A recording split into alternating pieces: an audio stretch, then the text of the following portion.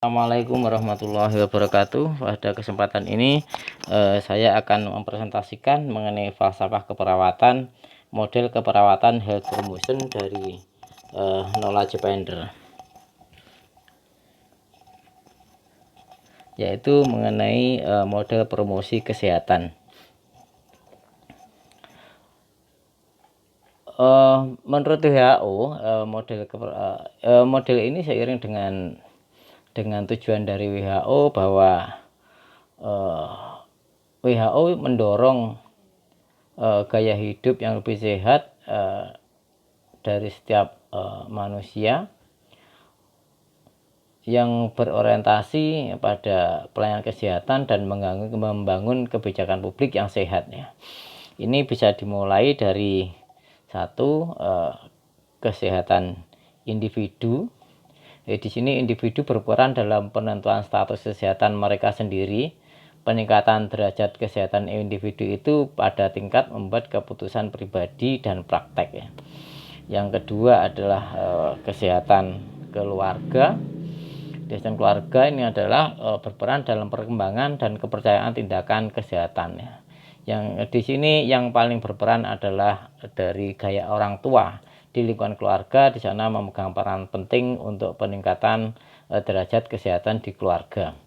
Yang ketiga yaitu adalah kesehatan komunitas, di mana kalau kesehatan komunitas itu baik, nanti akan juga berakibat pada baiknya tingkat kesehatan individu dan keluarga. Yang keempat adalah kesehatan lingkungan. Kesehatan lingkungan ini berefek pada kesehatan individu, keluarga, dan komunitas itu sendiri untuk mencapai potensi kesehatan yang optimal pada lingkungannya. Yang kelima yaitu kesehatan masyarakat. Ya, sebuah masyarakat yang baik adalah anggota masyarakat yang mau membantu dan bertanggung jawab untuk tingkat kesehatannya masing-masing. Paradigma keperawatan menurut Knowledge Finder, satu, dinilai dari segi manusianya. Manusia dilihat dari paradigma ini adalah merupakan makhluk yang holistik yang berusaha untuk mewujudkan sebuah negara yang optimal dari aktualisasi diri dengan menggunakan atribut bawaan dan eksistensi untuk beradaptasi dengan lingkungan dan mencapai keseimbangan ya. Yang manusia dalam model kesehatan yang mengacu pada Knowledge Finder ini adalah merupakan fokus, karena setiap orang itu memiliki karakteristik yang pribadi yang unik ya, dan pengalaman yang mempengaruhi tingkat tindakan perilaku selanjutnya. Lingkungan menurut teori promosi kesehatan ini didefinisikan sebagai pengaruh interpersonal dan situasional ya. Pengaruh lingkungan ini adalah bukan pengaruh yang statis ya.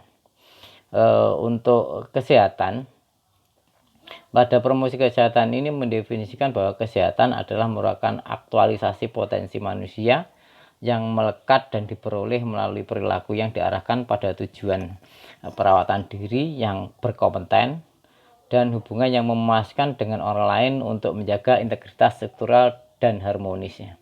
Untuk keperawatan, di sini perawat memegang peranan yang sangat penting sekali menurut teori promosi kesehatan ini, karena peranannya yang di ujung depan dari pelayanan. Dia bisa masuk dimanapun di unit yang ada, bisa di unit pendidikan, di pelayanan kesehatan, atau di tengah-tengah masyarakat. Model promosi kesehatan Knowledge Finder ini adalah diintegrasikan dari dua teori, yaitu teori nilai harapan dan teori kognitif sosial.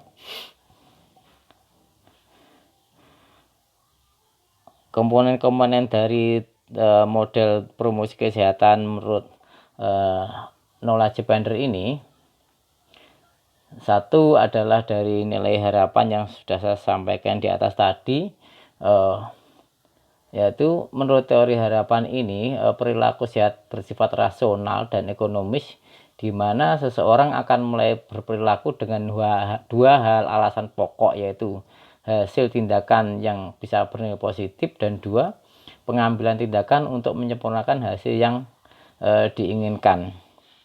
Yang kedua, mengenai teori kognitif sosial atau social cognitive theory. Model teori ini mengenai interaksi yang meliputi lingkungan, manusia, dan yang saling mempengaruhi. Teori ini menekankan pada 3 hal, yaitu mengenai pengarahan diri atau self direction, 2 mengenai pengaturan diri atau self regulation, yang ketiga adalah mengenai persepsi terhadap kemajuan diri atau self efficacy.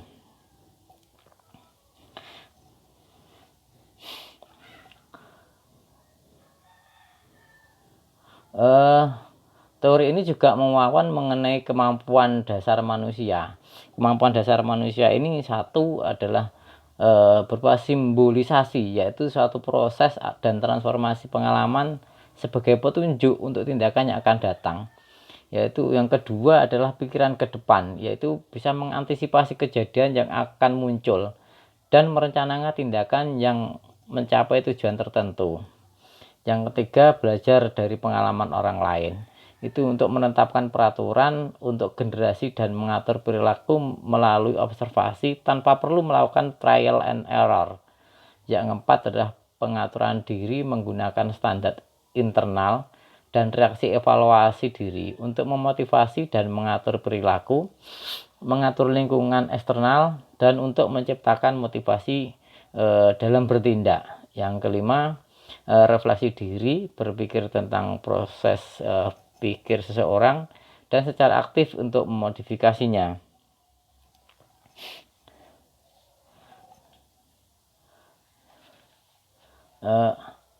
Asumsi-asumsi dari teori promosi kesehatan ini, satu, bahwa manusia itu mencoba untuk menciptakan kondisi agar tetap hidup di mana mereka dapat mengekspresikan keunikannya.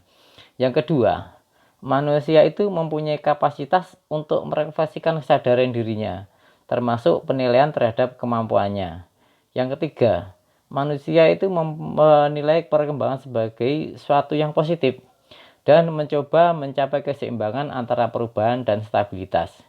Yang keempat, setiap individu akan secara aktif berusaha mengatur perilakunya.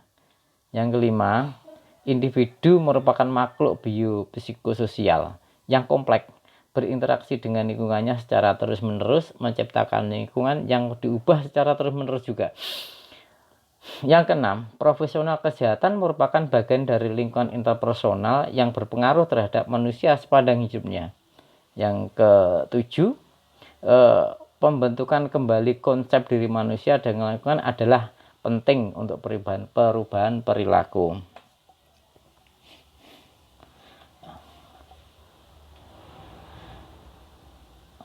Karakteristik dan pengalaman individu.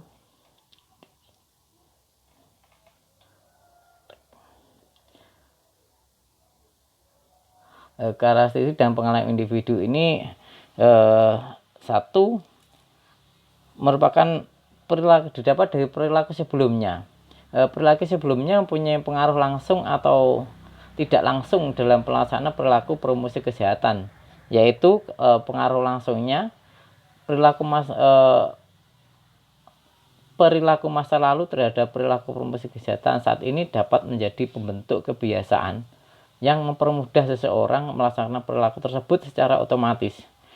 Pengaruh tidak langsungnya adalah merupakan persepsi pada self-efficacy, manfaat, hambatan, dan pengaruh aktivitas yang muncul dari perilaku tersebut. Dari faktor personal, yaitu faktor personal ini bisa meliputi satu, faktor biologi personal, termasuk dalam faktor ini adalah indeks massa tubuh, status pubertas, status menopause, kapasitas aerobik, kekuatan, kecerdasan, atau keseimbangan. Dua adalah faktor psikologis personal, yaitu adalah variabel yang merupakan bagian dari faktor ini adalah harapan diri, motivasi, kemampuan personal, status kesehatan, dan definisi sehat. Ya. Yang ketiga adalah faktor sosial kultural. Faktor ini meliputi suku, etnis, pendidikan, dan status ekonomi.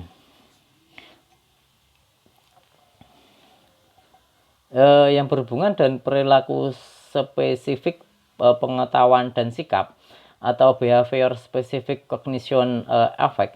Satu adalah berdasarkan satu manfaat tindakan. Jadi rencana seseorang melakukan perilaku tertentu tergantung pada antisipasi terhadap manfaat atau hasil yang akan dihasilkan. Antisipasi manfaat merupakan representasi mental dan konsekuensi perilaku positif berdasarkan teori expectancy value. Yang kedua adalah hambatan tindakan yang dirasakan atau perceived barrier to action.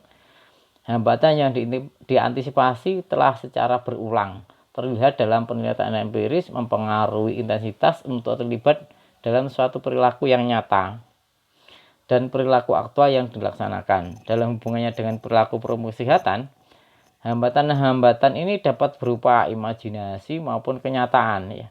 Hambatan ini terdiri atas persepsi mengenai ketidaksediaan, hal yang tidak menyenangkan, biaya, kesulitan biaya maksudnya, atau penggunaan waktu untuk tindakan-tindakan khusus.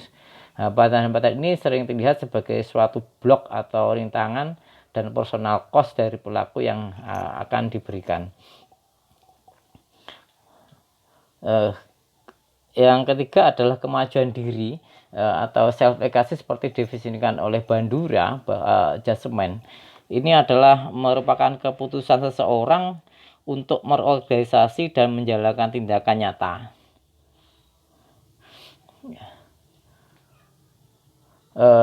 Disebutkan juga bahwa seseorang dapat memperoleh self-efficacy itu didasarkan pada 4 hal.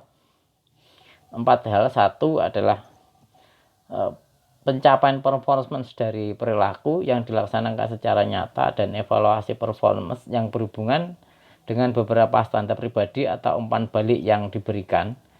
Dua adalah pengalaman-pengalaman dan observasi performance yang orang lain dan hubungannya dengan evaluasi diri sendiri dan umpan balik dari orang lain. Yang ketiga adalah ajakan secara verbal pada orang lain bahwa mereka mempunyai kemampuan untuk melaksanakan tindakan tertentu. Yang keempat adalah kondisi psikologis atau kecemasan, ketakutan, ketenangan di mana seseorang itu bisa menyatakan kemampuannya.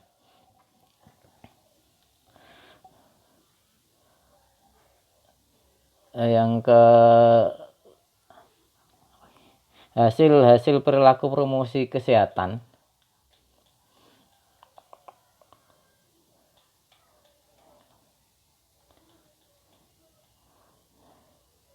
Hasil perilaku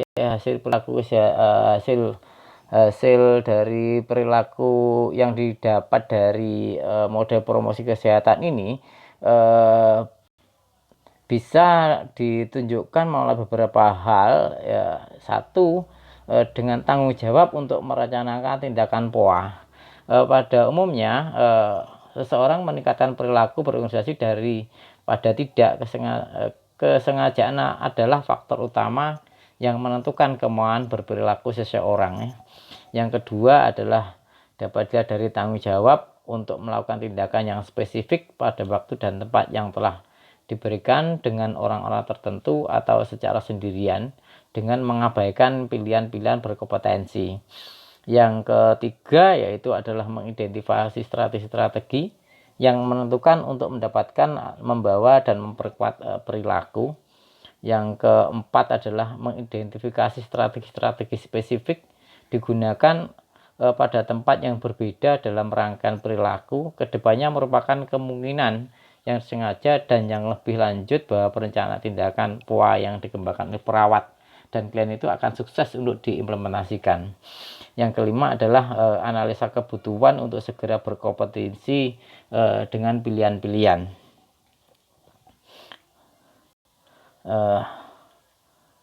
Dan perilaku perilaku promosi kesehatan ya. Pada perilaku yang diharapkan ini adalah tujuannya adalah mencapai kesehatan yang positif adalah bagi klien.